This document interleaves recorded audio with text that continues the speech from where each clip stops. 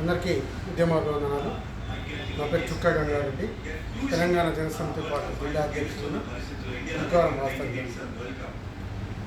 మా బుగ్గారం గ్రామంలో రాబోయే సర్పంచ్ ఎన్నికలు నిర్వహించవద్దని ఈరోజు ప్రజావాణిలో గౌరవ జిల్లా కలెక్టర్ గారికి ఒక విజ్ఞాపన పత్రం అందజేయడం జరిగింది. మా గ్రామ పంచాయతీలో జరిగిన నిధుల దుర్వినియోగం లెక్కలు మొత్తం తీసి ఆ లెక్కలు తేలిన తర్వాతనే దోషులందరిపైన చట్టపరంగా క్రిమినల్ కేసులు నమోదు చేసి ₹1,00,00,000 పైగా దుర్వినియోగమైన సొమ్మంతా కూడా రికవరీ చేసిన తర్వాతనే గ్రామ పంచాయతీ ఎన్నికలు నిర్వహించాలని గౌరవ జిల్లా కలెక్టర్ గారిని ఈరోజు ప్రజావాణిలో కోరడం జరిగింది.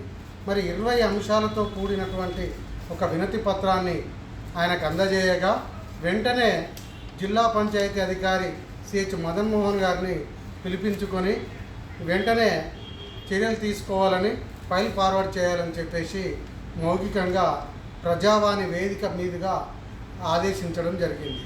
మరి ఇప్పటికైనా జిల్లా పంచాయతీ అధికారులు స్పందించి చర్యలు తీసుకుంటారని మేము విజ్ఞప్తి చేస్తున్నాము. లేని పక్షంలో సర్పంచ్ ఎన్నికలు నిర్వహించకూడదు అని మేము అవసరమైతే రాష్ట్ర అత్యున్నత న్యాయస్థానమైన హైకోర్టుకు వెళ్ళి స్టే ఆర్డర్ కూడా తీసుకురావడానికి సిద్ధంగా ఉన్నామని ఈ సందర్భంగా తెలియజేస్తూ ఉన్నాం.